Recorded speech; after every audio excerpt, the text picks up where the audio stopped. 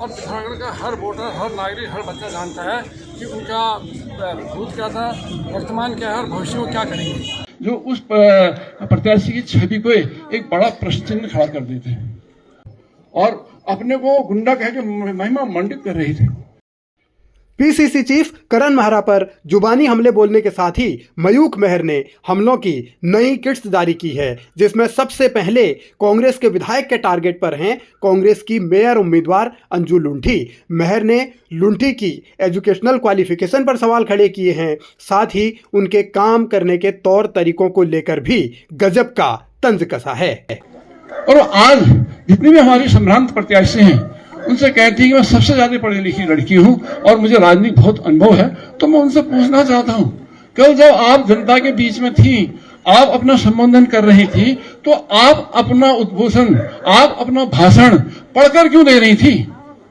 क्या आपके मन में कोई विचार नहीं थे या आपकी बौद्धिक क्षमता इतनी कम थी कि आप जनता के बीच में उनसे अपनी बात बिना पढ़े कह सकती हैं? ये ऐसे प्रश्न है जो उस प्रत्याशी की छवि को एक बड़ा प्रश्न चिन्ह खड़ा कर देते हैं। आज मैं आपसे कहना चाहता हूं, आज एक बहुत बड़े निर्णय लेने की बेला आ चुकी है। आज अगर आपने विवेक से काम नहीं लिया तो आने वाले 5 वर्ष इतने कठिन और इतने जटिल हो जाएंगे गलत हाथों में जाने से कि आप सोच कर पछताएंगे कि हमने क्या इस जनवरी 2025 को एक उचित निर्णय क्यों नहीं लिया होगा करके। अंजू लुंठी के बाद मयूख मेहर के निशाने पर आए धारचूला से कांग्रेस के विधायक हरीश धामी। उनके लिए मयूखदा ने ऐसे शब्दों का इस्तेमाल किया जिनका अमूमन सियासत में सार्वजनिक तौर पर इस्तेमाल नहीं किया जाता, लेकिन यहाँ उन्होंने किया भी और हरीश धामी पर ही उन शब्दों के जरिए हमला भी बोला और कांग्रेस को भी कटघरे में खड़ा किया। एक विधायक भी वहां पर थे और मंच में बड़े गरजते हुए वो कह रहे थे कि हमारे विधायक पति पे खाली खाली छोटे आरोप लगाए जा रहे हैं, गुंडा कहा जा रहा है। गुंडा तो मैं भी था, उनके शब्द यही थे, मुझसे भी कहा जाता था और अपने को गुंडा कह के महिमा मंडित कर रही थी। हम उनसे कहना चाहते हैं कि आपके क्षेत्र में, आपके इलाके में गुंडों को नेतृत्व दिया जाता हो, गुंडों की छत्रछाया में जनता पलती हो, गुंडों के अत्याचार और अन्याय के नीचे जनता पलती हो, और ये पिथौरागढ़ है भैया। यहाँ का बच्चा जानता है, पढ़ा लिखा है, यहाँ की माताएं बहनें पढ़ी लिखी हुई हैं, वो अपने अधिकार जानती हैं, वो समाज के लिए लड़ना जानती हैं और गुंडों को भगाना जानती हैं। एक बड़ी बात उनको पता होना चाहिए।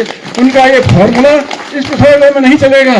हम किसी गुंडे को अपने ऊपर हावी होने नहीं देंगे, अपना नेता नहीं बनाएंगे। ये हर पिथौरागढ़ वाला मुझसे कह रहा है, आप मुझे पूछने की जरूरत नहीं है। मैं जहां जा रहा हूं मुझसे कहा जा रहा है कि इस पिथौरागढ़ को सुरक्षित हाथों में दो, गुंडों से बचाओ। अगर गुंडे इस पिथौरागढ़ में राज करने लगेंगे तो किसी भी माँ बहन की इज्जत आबरू, किसी भी व्यापारी का व्यवसाय, किसी भी नागरिक का सुख चैन यहाँ पर नहीं बचेगा। मयूख मेहर ने नाम किसी का नहीं लिया, लेकिन इशारों ही इशारों में उन्होंने हरीश धामी को टारगेट किया और हरीश धामी की ही स्पीच का हवाला देकर उन पर हमला बोला, गुंडा कह दिया। दूसरा, उन्होंने अंजू लुंठी के पति दीपक लुंठी को भी वही कहा। उन्होंने उनका भी नाम नहीं लिया, लेकिन इशारा कहाँ था ये सब समझ रहे हैं। और सियासत यही है, अब जैसे जैसे चुनाव प्रचार आगे बढ़ रहा है वैसे वैसे जुबानी जंग भी तेज हो रही है। आने वाले दिनों में देखना होगा कि जिन पर वार किया गया है वो पलटवार कैसे करते हैं। आज जो आतंक के पर्याय हैं, जिन्होंने पूरे समाज को एक ऐसा संदेश दिया है कि जिसको हम यहाँ पर कह भी नहीं सकते हैं। आज शराब की दुकानें जाखनी जैसे शांत स्थान पे खोल दी गई हैं, एचओडी जैसे शांत स्थान पे खोल दी गई हैं। आज जब आपका बच्चा शराब पीकर घर में आता होगा तो आपकी छाती पे, आपकी हृदय पे क्या बीतती होगी ये आपसे बेहतर कोई नहीं जान सकता है।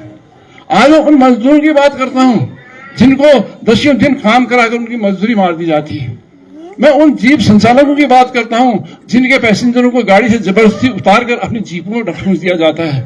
मैं आज उनकी बात करता हूं गांधी चौक के फल व्यवसायियों की, जो खून पसीना करके जमीन में बैठकर बोरियां बिछाकर 2 पैसा कमाते हैं। उनसे शाम को मुफ्त सब्जी वसूल की जाती है।